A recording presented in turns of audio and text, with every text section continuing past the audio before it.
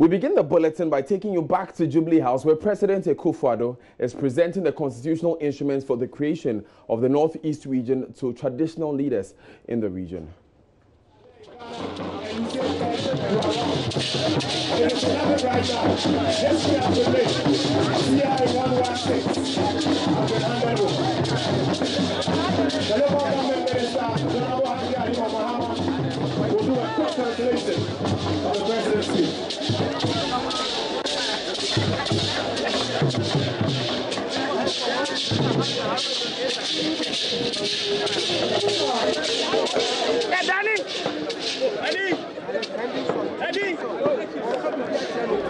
So those are scenes at Jubilee House, where President Akufo-Addo just presented the constitutional instrument for the creation of the Northeast region, CI 116, to traditional leaders of the Northeast region. Now, that in your shot is Haruna Idrisu, minority leader, having a word with President Akufo-Addo. Just behind Mr. Idrisu is Vice President Dr. Mahmoud Bawumia. Key among the announcements the president made was the selection of Nalerigu as the capital for the newly created Northeast region. He also mentioned that Northern Region Minister Salifu Said will have oversight over the newly created region before a substantive minister is appointed for the Northeast region. As you may have heard earlier, 20 million Ghana cedis has been voted for the Northeast region, as has been done for all other newly created regions. The president is expected to present the CIs for all 6 newly created regions within the week. He has begun now with the Northeast region. Speaking now is the local government minister, Haja Alima Mahama. Dollar na yirwan boro sema ya munzada mi Justice SA Brobe no obanda paso zugo bazada nyala baba wan kaba yina njele badacha Northeast region na njele ansel bang yan ka ya mangne ne do pam zed nyanga ngon zugurana oso mare da nyala boa oda go hanya te party za pa wabgo kwakwa wabgo da bia ne katayo ada bia ne noro da bia ne baza nwanda yina in baza bola badiado jema kanda wulsi ni yambangne yam ne rose yina ne mo amboro region ma de mundanya se miala dara somla banza ne ban so be se be yuaza ba pinu kwagupu ne pinu yina ba mu ya yina ma pu ne so pinu vote yamantemo region ma north east ma. Still on the story, the Nairi who led the delegation from the yet to be created Northeast region said that region is a vehicle to drive development. You're still live on Joy News today. We will bring you updates and reactions on this story shortly, but in other bulletins, but to another story of importance, in the search for at least 3 Takata girls who have been missing continues. The police has been holding suspect Samuel Odotek Wills, who appeared before a Takata Magistrates Court on Monday for causing damage and escaping from lawful custody. Now, he had pleaded not guilty when he appeared before the judge previously. On Monday, he explained his plea is because he was assisted by CID personnel and one Kwesi to escape from police cells. Some families of the kidnapped girls present in court were unhappy about the turn of events, especially when the ongoing trial is focusing on the suspect's escape from lawful custody rather than where the kidnapped girls are being held. The suspect, meanwhile, has 1 week to produce the man who allegedly assisted him to escape from court. Now, from custody, Now, Western Region Police PRO DSP Olivia Ediku spoke earlier on News Desk on the latest development. The issue of kidnapping is still under investigation. Okay. Whilst he was being investigated, that is when he escaped from custody. So for the escape from custody, that is what we've been able to do something against him, and he's in court on that. But the issue of kidnapping is still under investigation because we really need to know where the girls are, what really happened. And even with that case, it is not the magistrate court which will deal with the case. It will go to the high court. So there is a procedure. All right. So for now, what the magistrate court is dealing with is his escape from lawful custody, while this investigation of the The investigation of the kidnapping also ongoing. So as at now, we've been not able to determine whether the children are dead. If they are dead, where is their bodies? He's saying the children are alive. Now we need to get to know where the children are being kept to rescue them. Okay. And another issue of concern is, why is Samuel Takata Girls being kept in Accra while appearing before court in Takoradi?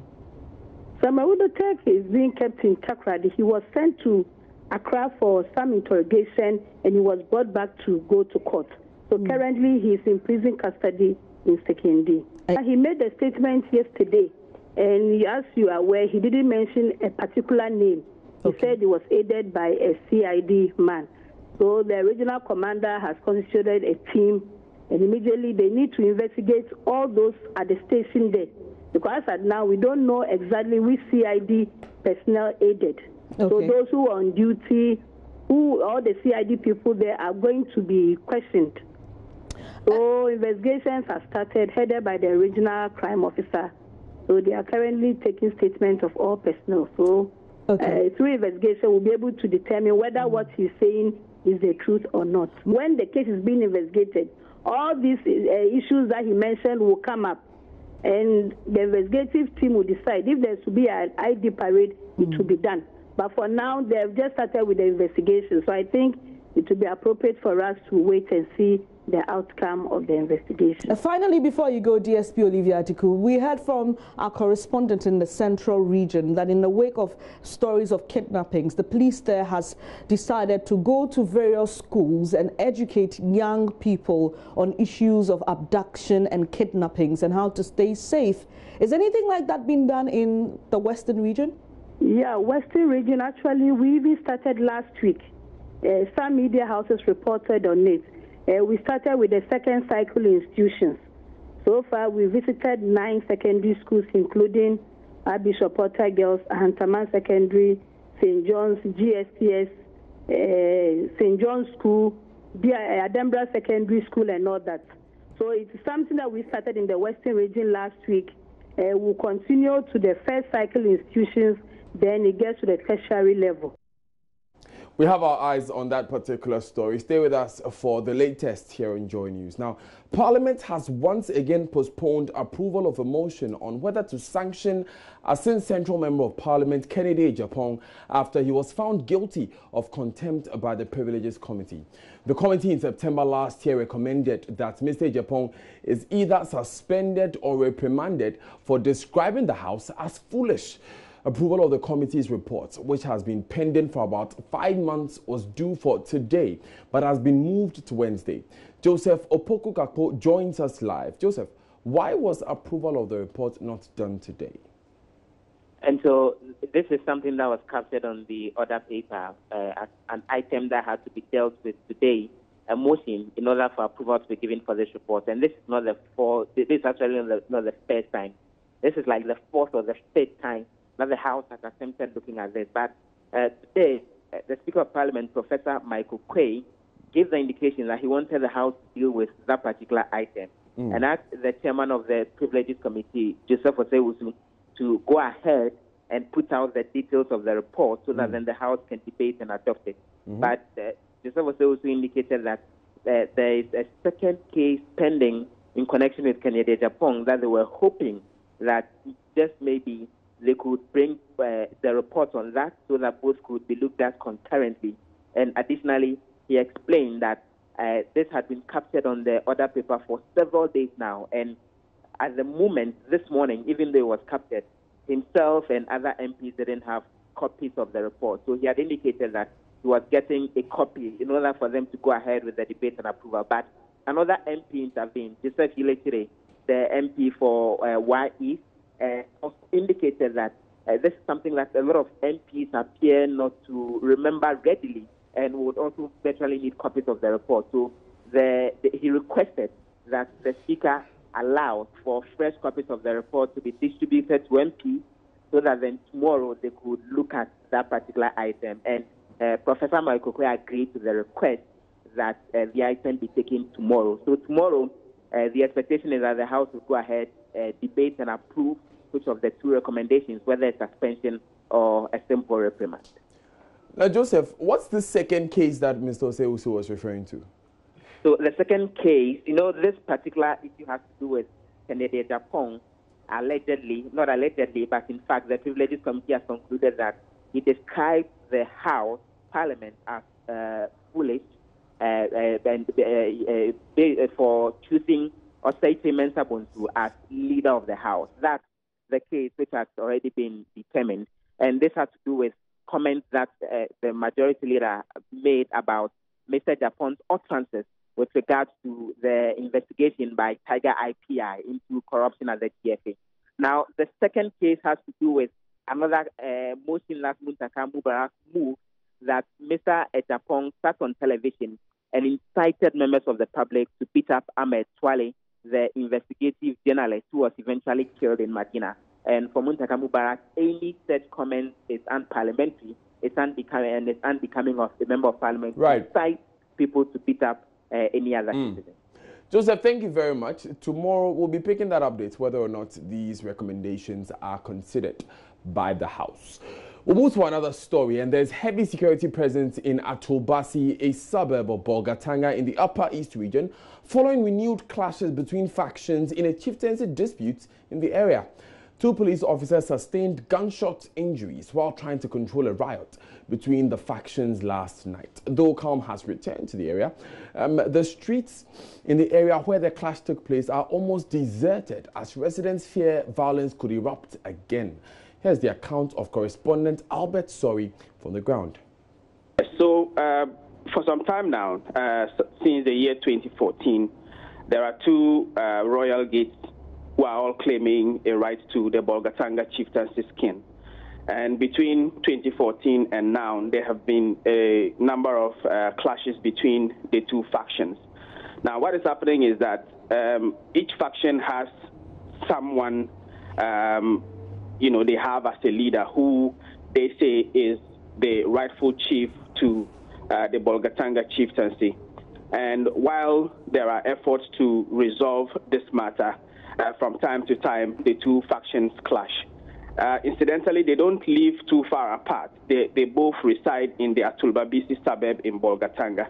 And because of this, there has been a military presence in the area since the disturbances started. So yesterday's disturbance, we understand, happened between 9 and 10 p.m. when police were called and told that the factions were pelting stones at each other. And according to police, they moved into the area to try and settle or control this riot. All right. It was in the process that 2 policemen were shot. But because they are still investigating, they cannot tell whether the police were actually the actual targets of the shooting or it was just part of the clash that was ongoing. All right, Albert, help us understand what actually resulted in the clash this time around. Do we know? For now, we don't know, but it's still in connection with this dispute. We don't know how the riot started, but police are saying that they are investigating. One thing the police has always said is that because of the nature of this chieftaincy matter, they are very careful. They are extremely cautious what they put out when these things occur. And that is why for now they are declining from actually speaking openly on the matter until they have properly investigated and, are able to tell exactly what started yesterday's, riot. How are the injured police doing, Albert? We are told that one of them has a quite serious injury and may need serious medical attention. The other one, from what my sources within the police are telling me, is likely to be discharged later today. But for now, they are both seeking medical attention at the Bolgatanga hospital. And we are told that doctors are attending to them as we speak. Now, away from that story, a 6-year-old boy of the Koko Presbyterian Primary School, Auni Simon, has had both of his legs amputated after a tipper truck ran over him while returning home from school last Friday. According to an eyewitness, the truck, after running over the boy, dragged him for a distance, severing his left leg instantly. The right leg was also later amputated at the Holy Family Hospital at Nkoko. He is currently on admission, responding to treatment, whilst the driver has been granted bail. Here's father of the victim narrating the incident to Joy News.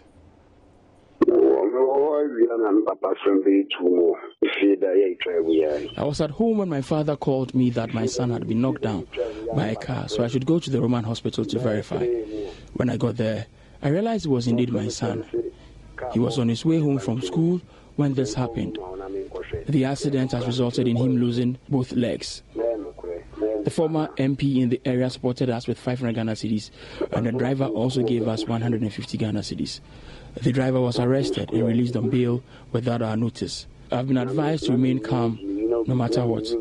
We are yet to meet with the police to know the way forward. Terrible story there. Now, away from that, a research conducted by Choice Ghana, an NGO in the northern region, shows a furniture ratio in the Panda District is 1 dual desk to 4 pupils. The research added that in Tingli, the furniture situation was 89 pupils to 1 dual desk. A situation the researchers say is affecting teaching and learning. The research also showed the situation varies from school to school, and in some schools there were no furniture at all. Now, correspondent Martina Bogri has more. Speaking to Joy News after the dissemination of the findings at a stakeholder forum, the program's director of Choice Ghana, Ajay Kadri, said the infrastructure situation generally in the district was so poor, retarding progress in the education sector. Maybe at the national standard, when it is dual decks, you are looking at 2:1. And then if it is a mono, you are looking at 1:1. But when you get to the district, overall, it's 4:1. But this also differ from one school to the other, where you can look at Tingleton, for instance, the pupil dual desk ratio is 89:1. So that we virtually don't have.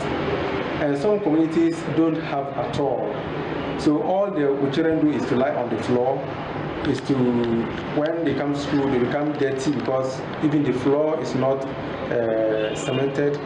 So it's like there are vast disparities between communities is there, where children in rural communities don't get access to those facilities to enable them learn.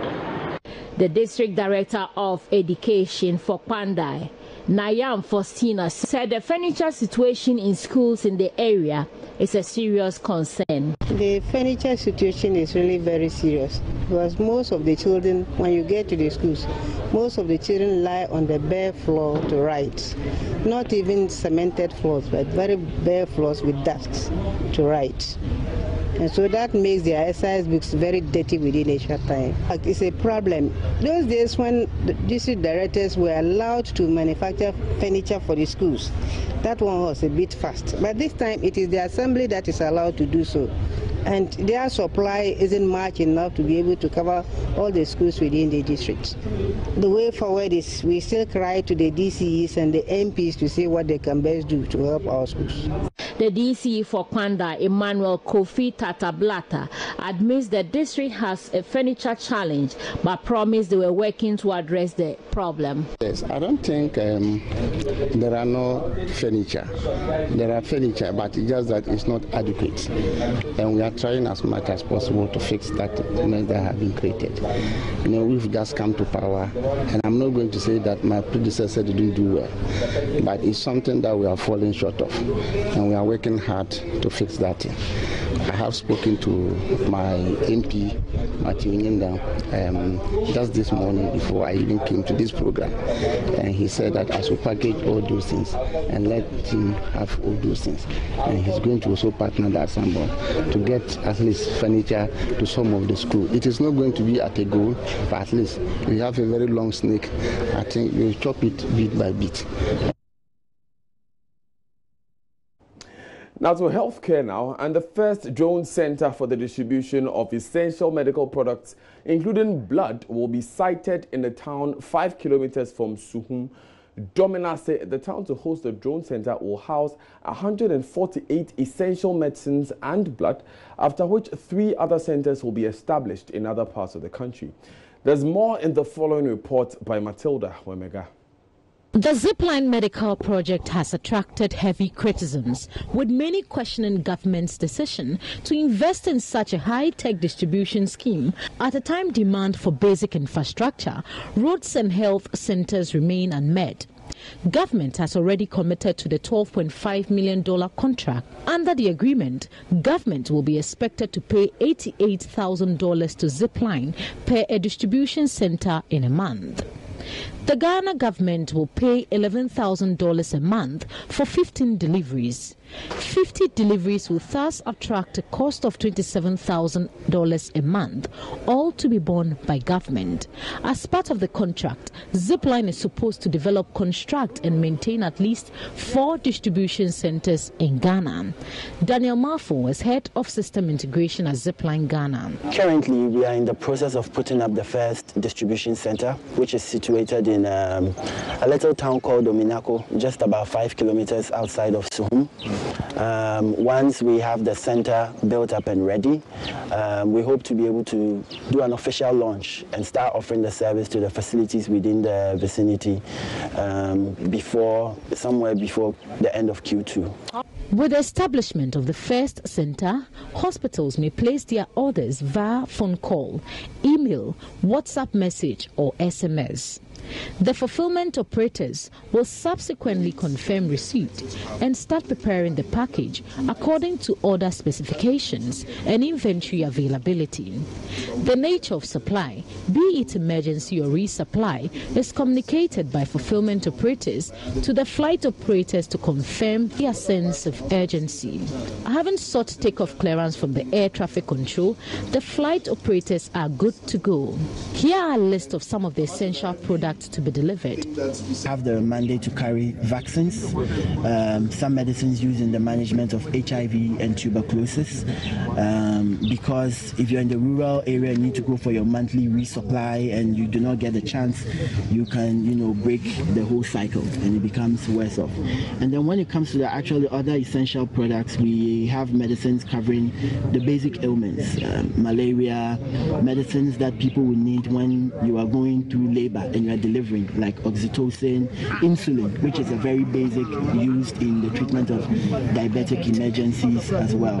So the product list wasn't selected by us. We worked with a team of healthcare experts within the public space, started from a list of over 3,000 medicines that is supplied, and they worked judiciously to trim it down to 148 that they think that essentially almost every healthcare facility should be able to carry. So the anti-snake serum is also part of it? Yes. So we have anti-snake, anti-rabies, anti-tetanus all covered within the 148. The regularity of Zipline getting supplies from the Ministry of Health for onward deliveries to health facilities in need remains a key question to be answered. For Joy News, Matilda Wemega. Now, a gender advocate and all students of Westy Girls High School, Atewa Jabia Achia, says Ghana's crave for foreign cultural values will hurt the country's fortunes if not checked. According to her, the practice has not only weakened the cultural values of Ghanaians, but the strength of the city as well. She was addressing the speech and prize-giving day of Westy Girls High School in Cape Coast. Richard Kojonyako has more. Who've had the education there make proud journeys back to their alma mater to either give back to the school or to celebrate the successes the school continues to chalk.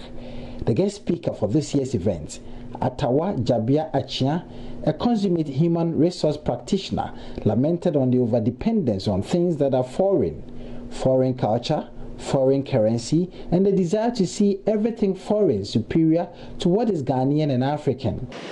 Our responsibilities are to our homes, communities, the broader society, and therefore our nation, Ghana. Why would you set up an institution, say a school, or rent a house and charge fees in dollars, or collect rent in dollars?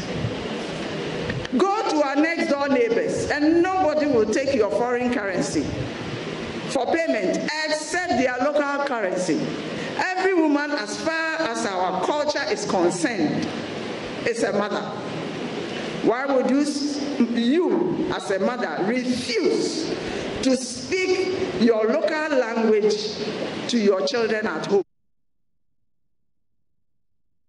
Meanwhile, the 86-year group has refurbished the home economics block for the school. The group also donated a polytank and a generator to enable the students study in comfort.